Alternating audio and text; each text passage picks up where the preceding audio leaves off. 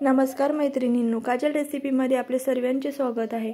चला तर आजच्या व्हिडिओमध्ये आपण नागलीचे पापड कसे बनवायचे याची रेसिपी बघणार आहोत।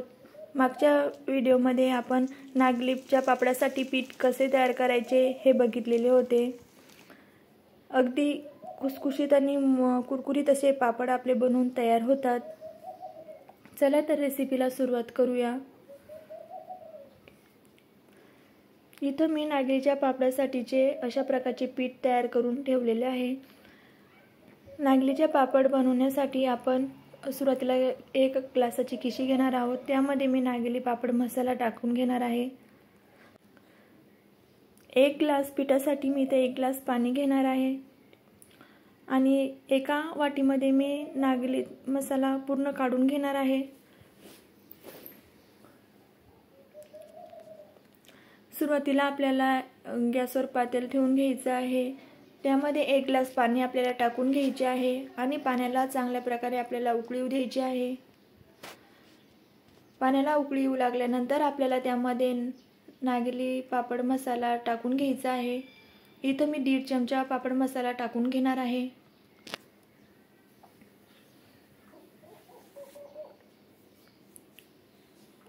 हा मसाला चांगल्या प्रकारे आपल्याला चाटूच्या सहाय्याने मिक्स करून घ्यायचा आहे। पाण्याला चांगल्या प्रकारे उकळी येऊ द्यायची आहे।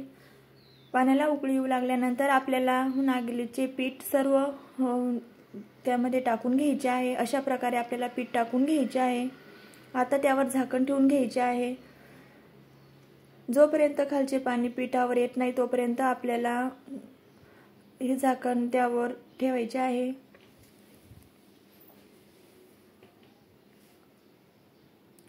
सर्व गरम पाणी पिठाच्या वर आल्यानंतरच आपल्याला झाकण काढून घ्यायचे आहे आणि चाटूच्या सहाय्याने याला चांगल्या प्रकारे आपल्याला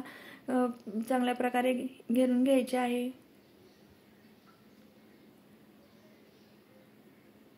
अशा प्रकारे सर्व पीठ यामध्ये मिक्स झाले पाहिजे, अशा प्रमाणेच आपल्याला हे घेरायचे आहे।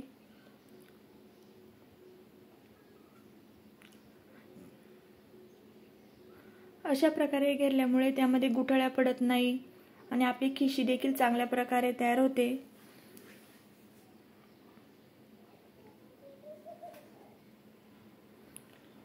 नागलीचे पापडाची खिशी घेताना जितकं आपण पीठ घेतो तितकंच आपल्याला पाणी घ्यायचं आहे। आता पाण्याचा हात लावून लावून हे चाटूला लागलेले सर्व पीठ आपल्याला काढून घ्यायचे आहे। आता यावर पाण्याचा थोडा चिपका मारून आपल्याला 7 ते 8 मिनिटं झाकण ठेवून घ्यायचे आहे। हे पीठ चांगल्या प्रकारे आपल्याला शिजवून घ्यायचे आहे। आपण बघू शकता पीठ हाताला चिटकत नाही आणि पिठाला कलर देखील छान येतो। आता एक सुती कपडा आपल्याला ओला करून घ्यायचा आहे आणि त्यावर हे सर्व शिजवलेले पीठ टाकून घ्यायचे आहे।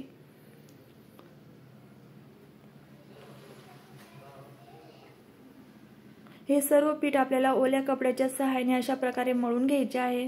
पीठ गरम असतानाच आपल्याला हे सर्व मळून घ्यायचं आहे। अगदी सॉफ्ट असा गोळा आपल्याला तयार करून घ्यायचा आहे।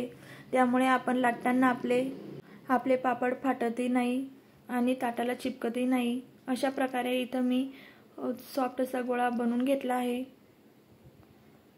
आता एक ताट घ्यायचे आहे। इथं मी डिंकाचे पाणी बनवून घेतलेले आहे, आपण बघू शकता। आता हे पाणी ताटाला आणि लाटण्याला लावून घ्यायचे आहे। त्यामुळे पीठ ताटाला आणि लाटण्याला चिपकत नाही। आता छोटा गोळा घेऊन आपल्याला अशा प्रकारे हे पापड लाटून घ्यायचे आहे।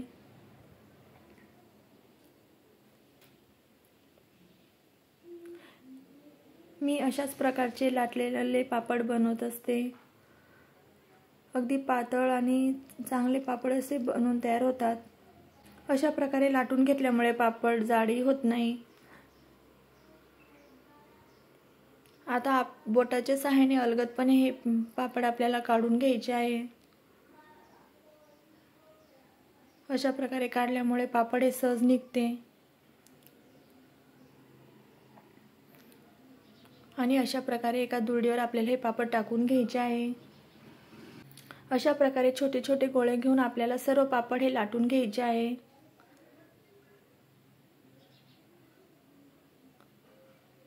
आपण बघू शकता अशा प्रकारे लाटण्याने मी हे पापड लाटून घेणार आहे।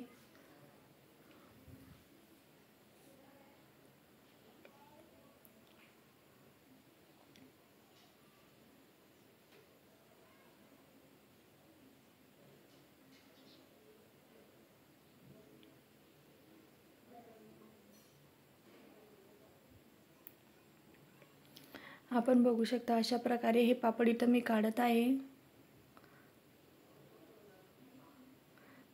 अलगदपणे बोटाच्या सहाय्याने हे पापड आपल्याला काढून घ्यायचे आहे।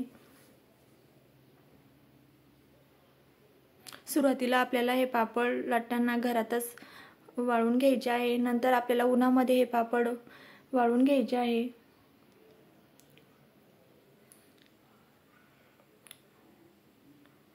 अशा प्रकारे इथं मी सर्व पापड लाटून घेतलेले आहे आणि उन्हामध्ये वाळत घातले आहे।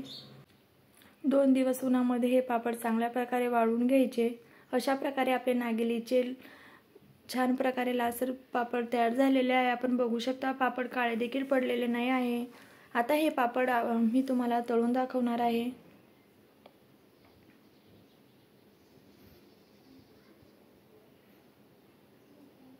अगदी छान प्रकारे पापड आपल्याला फुललेला आहे, आपण बघू शकता। हे पापड खायला देखील फार पौष्टिक असतात।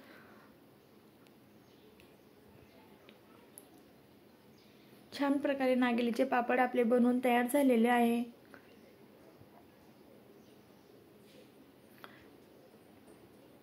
अशा प्रकारे इथं पापड मी तळून घेतलेले आहे। आपल्याला जर ही रेसिपी आवडली असेल तर रेसिपीला नक्की लाईक करा, शेअर करा आणि ही रेसिपी एकदा नक्की ट्राय करून बघा। चॅनलला सबस्क्राईब करा। धन्यवाद।